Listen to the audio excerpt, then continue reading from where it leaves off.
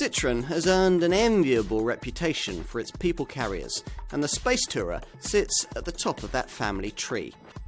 Though based on the brand's medium-sized dispatch van, it also shares its EMP2 platform with the French maker's C4 Picasso MPV, and that, along with sophisticated suspension, means a class-leading standard of ride.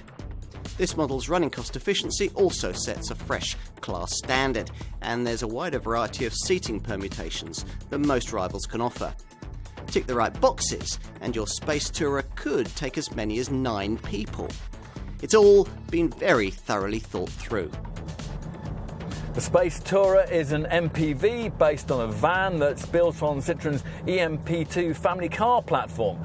As a result, this large people carrier rides over poor road surfaces with a calm and composure that most of its commercial vehicle-derived rivals just can't match. Helping in this regard is a suspension design using adaptive shock absorbers that provide excellent control no matter how many people are on board. At higher speeds, you get some wind and road noise, but through the bends, the handling is surprisingly stable and there's plenty of grip. Another benefit of using a passenger car base lies in the way that the Space Tourer feels more nimble and compact than rivals when you're threading through city streets or making your way along country lanes. Light steering and a tight turning circle contribute here too. Under the bonnet, there's a choice of 4 Blue HDI diesel engines with optional clutchless gearboxes available both at the bottom and the top of the range. Customers are given the choice of either a 1.6 litre unit with either 95 or 115 bhp, or the 2 litre power plant we're trying here, available in either 150 or 180 bhp guises.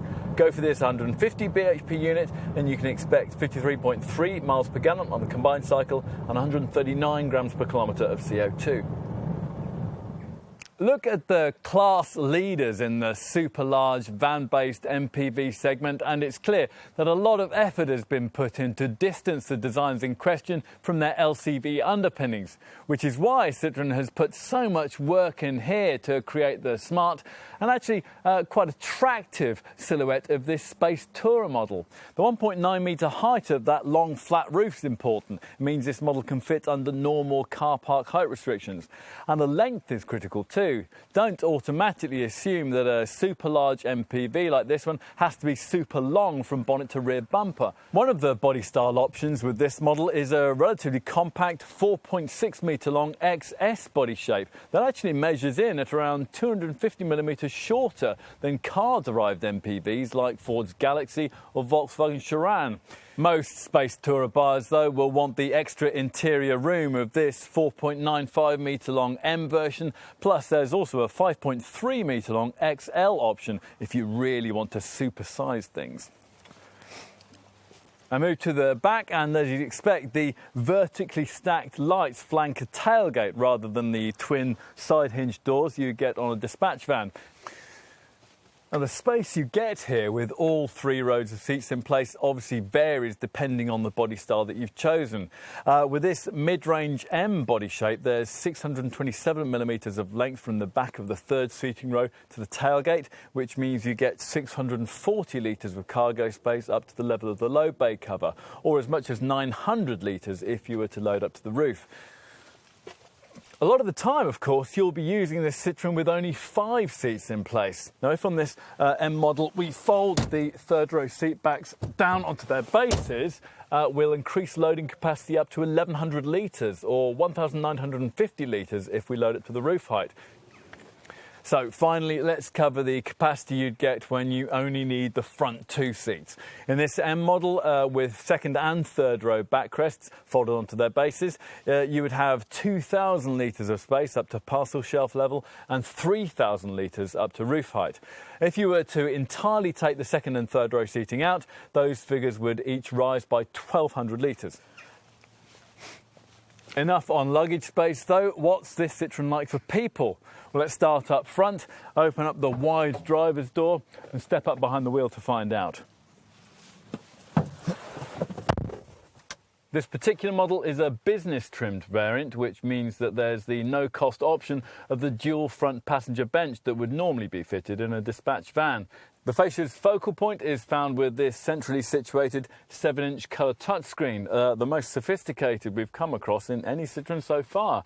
It includes a mirror screen feature, so you can duplicate your smartphone's display onto the monitor via either the Apple CarPlay or the MirrorLink Android Auto systems.